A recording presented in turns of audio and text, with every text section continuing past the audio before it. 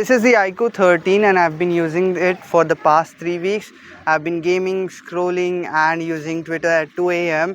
So in this review of the iQOO 13, I'll dive into everything, how the camera performs, how the gaming on this thing is. So let's dive into this. With the design of the iQOO 13, so on the back you have the monster halo light. So this light you can use for calls, notifications and also when you're gaming. So when you are playing Genshin Impact, the element burst and everything, for that you can specify a light and it would light up when you do that element burst. Apart from that, I found the monster halo light to be a little tacky and gimmicky. So if you like it, then you like it. If you don't like it, then you don't like it. It's a personal preference. Apart from the halo light, the iQOO 13 has more to like. So like the metal frame that you have, this is an aluminum frame and you've also got all your antenna bands. So you've got a total of 9 antenna bands on the iQOO 13. This means that the connectivity on the iQOO 13 would be top notch. On the back you've got the legend, I've got the legend variant and this is glass back, and now this one has a matte finish and feels very nice to the hand. I wish the back camera module, this one might have been more scratch resistance, because it's not very scratch resistant, because I dropped it a couple of days ago and it got scratched pretty fast.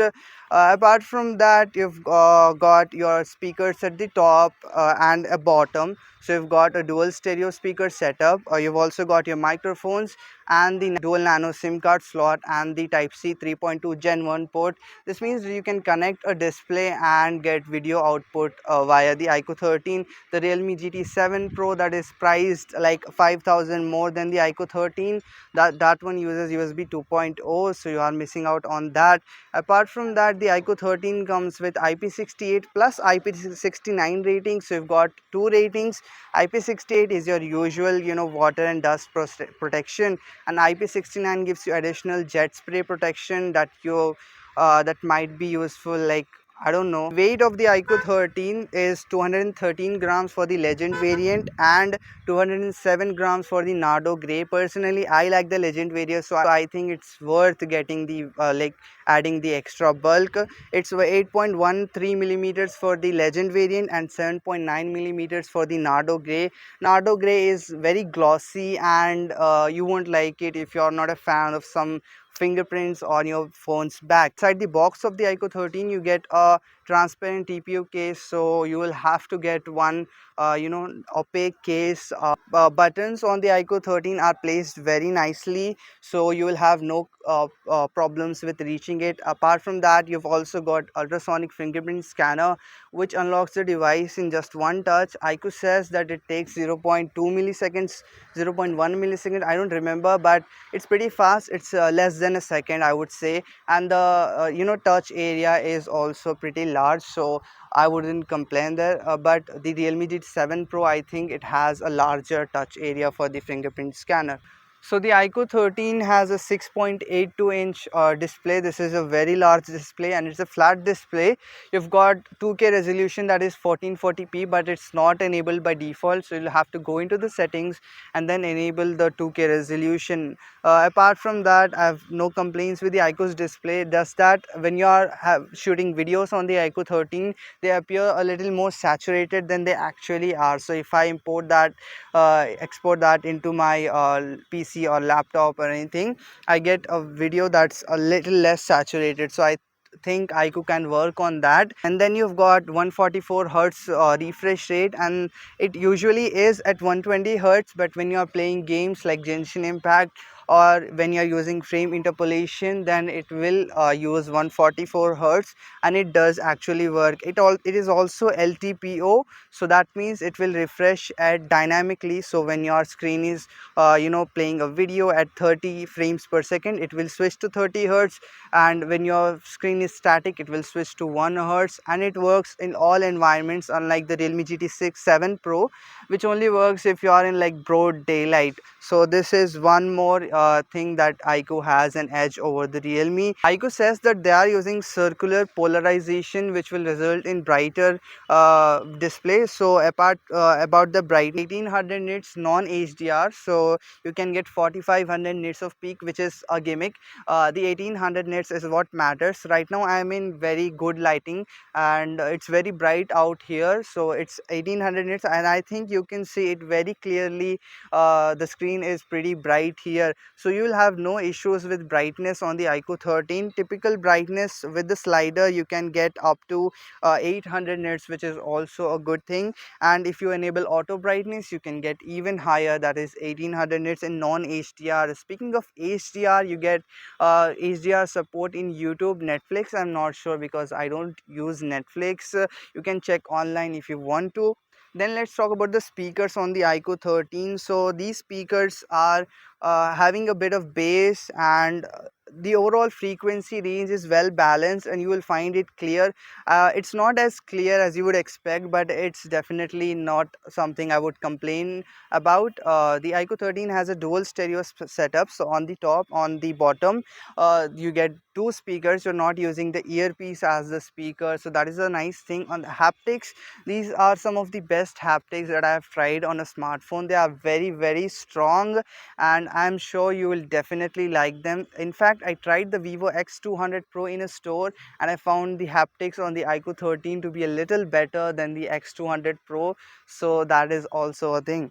So the iQOO 13 runs on FunTouchOS 15, which is based on Android 15, and you will be getting 4 years of OS updates and 5 years of security updates, which is better than the Realme GT 7 Pro, which is giving you only 3 years of OS updates and 4 years of security updates. But at the same time, FunTouchOS is not as good as Realme UI or ColorOS or Oxygen OS, especially with the latest update to Realme UI 6.0, which makes its animations like smoother than iOS arguably.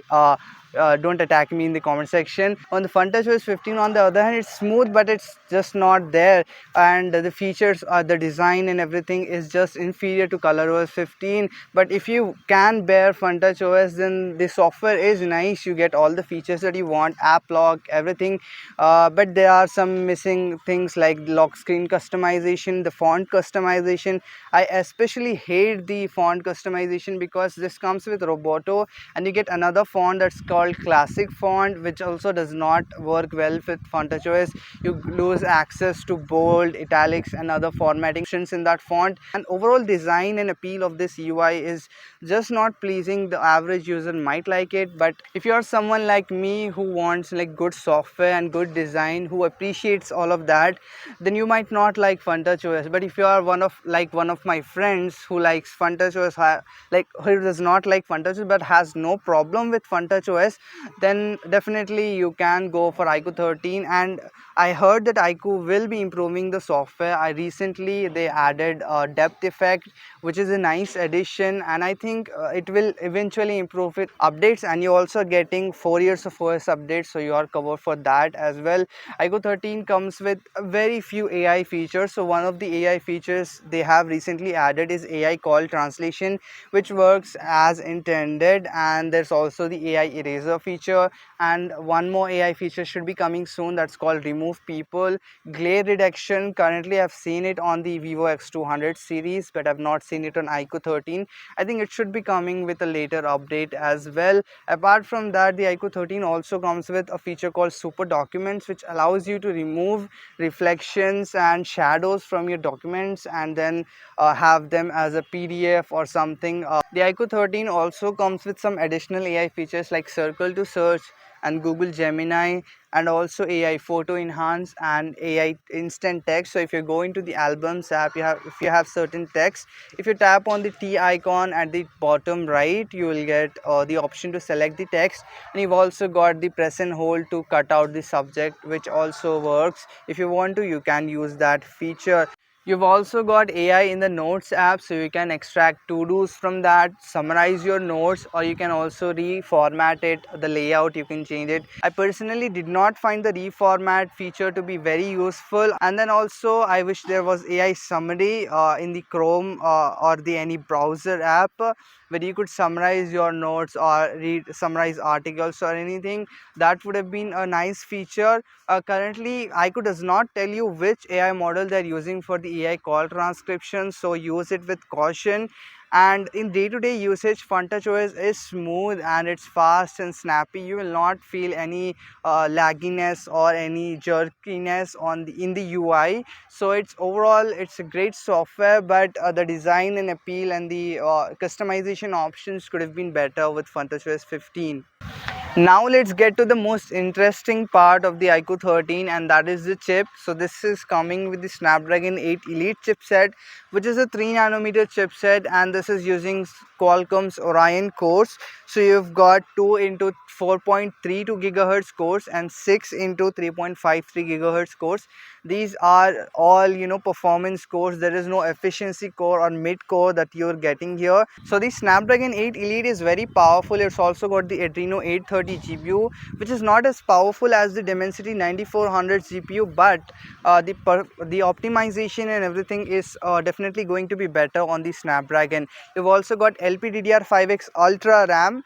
This means that you are getting very high 9.7 Gbps speeds with the RAM, and you've also got UFS 4.1 storage. But when I tested the storage in AnTuTu storage test, I got a score of around 200,000, which is less than what I was getting on the Realme GT 7 Pro, which scored around 250,000. So this could be a benchmark thing, but this is what I got. Speaking of AnTuTu, I got 2.7 million score in AnTuTu, which is good. It's not close to the 3 million claim, but yeah, in ideal conditions you should be getting 2.7 million. I'll be flashing all the benchmarks on the screen right now, so you can have a look at them. But let's get to gaming now. The gaming on the iQOO 13 is really good, so you can play Genshin Impact and everything. All pretty much every game you can play at highest settings, all the optimized games, that is Genshin Impact, Honkai Star Rail, Call of Duty Warzone. If it's optimized, if it's working well, because developers I don't know. But with the iQOO 13 you also get frame interpolation, so you can add additional frames with the help of AI. So it's using the supercomputing Q2 chip to add frames, so you can get 144 hertz gaming.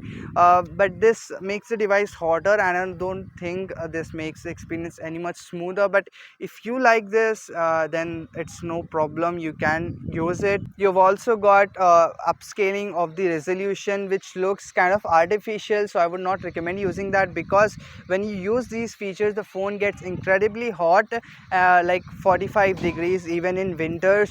When you turn off all these features, you can get a good gameplay at around 40 degrees Celsius. I'll flash all the gaming results on the screen right now, so you can have a look at them. Overall, the iQOO 13 performs excellently. Be it daily tasks or gaming, you will not be disappointed with performance on this thing.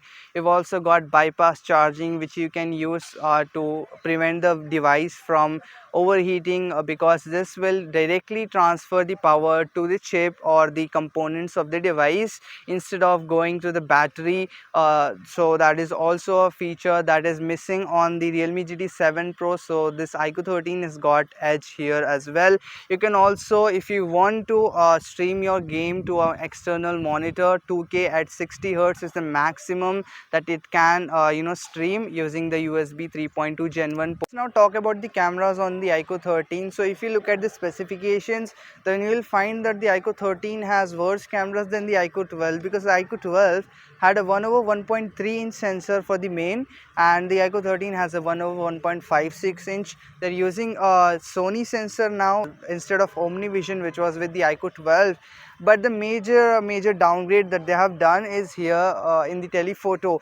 So earlier on the iQOO 12 got a periscope telephoto 3x optical zoom lens, which had OIS, autofocus and a larger sensor size.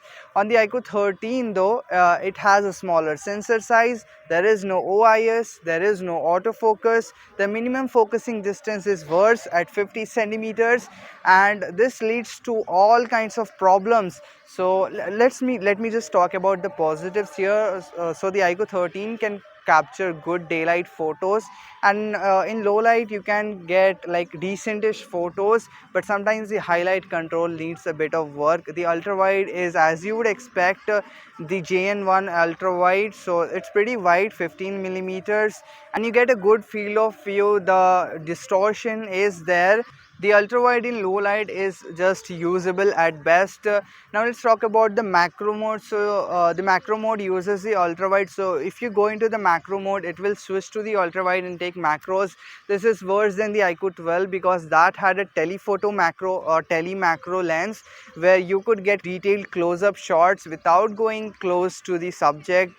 So if you are used to capturing insects, then you must know that if you get close to them, they'll fly away. So a telemacro is the best option. So I think this is a major downgrade when it comes to the iQOO 13's macro, but it's still better than the Realme GT7 Pro, which cannot even do that.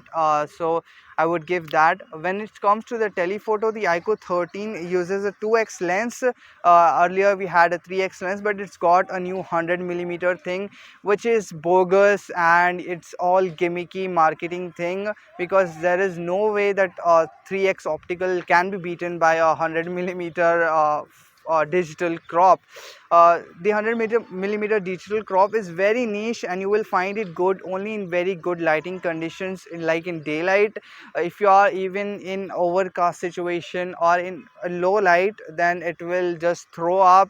The 2x is usable in daylight, again in low light it's just bad, and you cannot shoot videos using the 2x. And the main sensor, if you switch to 2x, like in the photo mode, it will do a sensor crop and not actually use the 2x if there is not enough light. The portrait mode, you get multiple focal lengths, 24mm, 35, 50 and 100. 50 and 100 are very niche, so only works in daylight conditions. 24 and 35 are also very niche because of the perspective. So I don't think you will be satisfied with the portraits on the iQOO 13 if you are after details and quality, but it can get you decent portraits. I have got situations where it over brightened my face, and the details in 100mm portraits are very scarce. So I think it is a downgrade over the iQOO 12, which had a 3x optical zoom. When it comes to the video, the iQOO 13 takes very little more saturated videos, and the dynamic range could have been worked upon. The selfie videos are very jerky, and so are the 1x videos. They could be more stable, I would say, and you cannot shoot at 2x using the 2x lens, which is obvious. And then about the selfies, it has a 28mm focal length, which I like, but then if you take group selfies, then it might not be ideal. So the iQOO 13 has a decent selfie cam, but this 28mm focal length does compromise on video stabilization too, so you have to keep that in mind as well. Overall, the cameras of the iQOO 13 are pretty average, or I would say meh.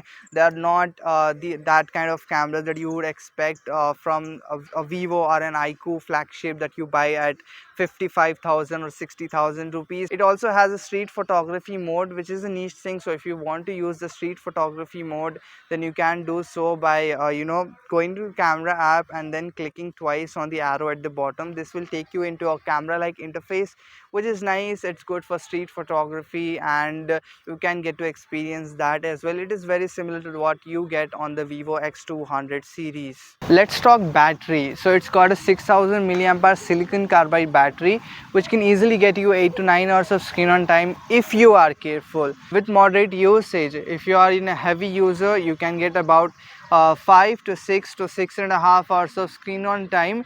But the problem here is with the screen off drain. So I was getting around 20 to 30% drain in 10 hours on the iQOO 13, which is definitely not normal. But if this is fixed, then the iQOO 13 is definitely a battery champ. About charging, you can get a 120 watt charging speed on this iQOO 13. You get a 120 watt PD charger inside the box, and it can charge your device from 0 to 100% in under 35 minutes. You've also got support for PD charging, so you can use any other PD charger. I used a 65 watt PD charger, and I was able to charge it in around 40 to 48 minutes, which is definitely a good thing. The Realme GT 7 Pro does not have this. It has PD charging support, but you do not get a PD charger inside the box. And I also like the fact that the iQOO 13 comes with a Type C to Type C adapter and not a Type A to Type C adapter, so that is also a nice thing. So the iQOO 13 has a great design, it has a great display, it has, great performance, great battery life, good charging speeds. The software part is a bit meh. It's also a bit personal, I would say, but the cameras are definitely not good here. So should you buy it at 55,000? Definitely, I would not recommend it. I would suggest you go for flagships from last year, because you would not need that kind of performance for any mobile game right now, but in the future you may need that. So if you want to future proof, then you may consider the iQOO 13, or if you're not someone who prioritizes cameras, then you may consider iQOO 13. But I would suggest you wait for some offers on this thing, like at 50,000 or something, that it should be a decent deal for the iQOO 13.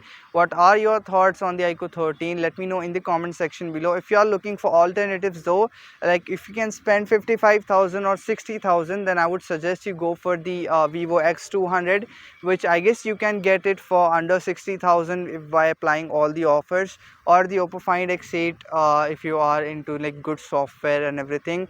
So X200 will give you better, much better cameras in fact, and the Find X8, Oppo Find X8 will give you good software. So I would suggest go for those devices. But for the Snapdragon 8 Elite power hungry users, those who think that Snapdragon 8 Elite is a must for a 2024 or a 2025 device, then sure, you can go for the iQOO 13. What are your thoughts on the iQOO 13? Let me know in the comment section below. Would you buy it for 50,000 rupees? I forgot one thing. If you like this video, then please subscribe. If you have any feedback for me as a creator, then please let me know in the comment section below. Thank you for watching.